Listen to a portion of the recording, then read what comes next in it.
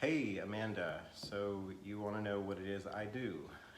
I work in the locations department, and what that is some TV shows and some films have a locations department that helps them determine where we film, and these are projects that aren't really heavily filmed on a sound stage.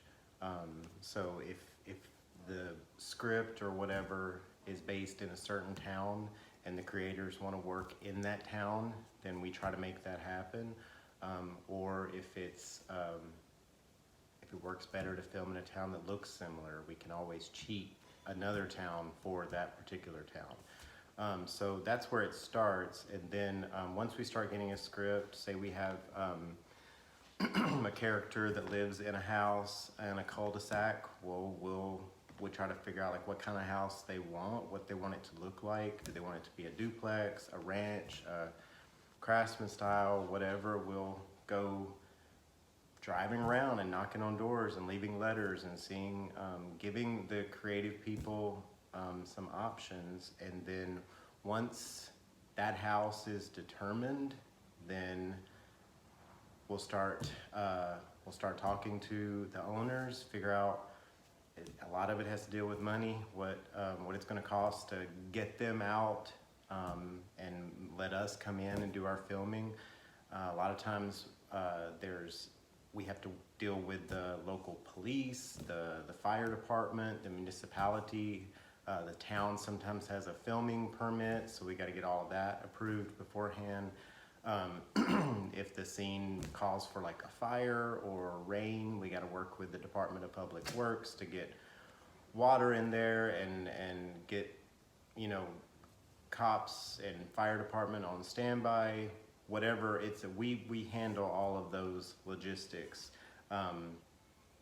Like I was saying, once we decide on a house, say we're going to film there for 2 days, but they need a day before to come in there and make it look like our character, change up some of the furniture, definitely the pictures. We'll come in with the set deck department and they will pack up all of their stuff. Well, first, a lot of times we'll move them into a hotel, or if they've got somewhere else to stay, we'll get them out, and then we'll come in and change their inside of their house to look like our characters. We'll come in, we'll film a couple of days, and then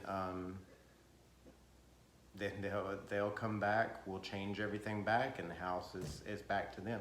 And that can sometimes a day it may just be one filming day. It may be I filmed in a house for like 14 days, so it just all depends on what the script needs.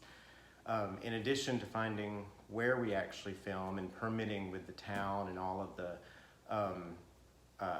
police and fire and all that stuff, if there's any kind of background actors, we got to find a place for them to be when we don't need them on set. So a lot of times we'll hopefully find a church or just some kind of big space nearby to put them, because you know when you're looking at a house, there's always people walking down the street, riding their bikes, so walking dogs, running, stuff like that. So any location can have like 30 to probably 50 background, depending on how heavy they want the background complement to look on screen. I also have to deal with a lot of the neighbors. A lot of times we have to pay them to put lights behind their house so that if it's a night scene, their house is silhouetted, or we might have to put lights in the trees, because a lot of times when you do night scenes, the moon isn't quite bright enough and it doesn't look realistic. It just looks like black, and so then we have to put lights to uplight them so we have a little bit of definition. So that's it. Like I said, it's a lot of money because we end up paying off all the neighbors for putting up with this. And I know I mentioned a cul-de-sac, and just from personal experience, it's horrible to film in a cul-de-sac more than like, I don't know, 2 days, because they generally get tired of us. A cul-de-sac has no way out, so we're just like in the way, and they have to put up with us. So yeah, I guess that's the gist of what I do, and I hope that answers. I actually show you, I'm working on a set right now. We're filming in a town in Mississippi that it's set in 1954. So this is, this place was originally a, like an office for some people that did, that built homes.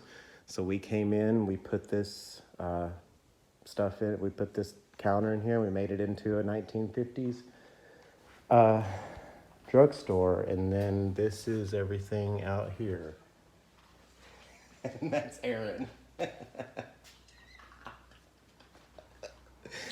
Okay. All right. Bye, Amanda. Love you.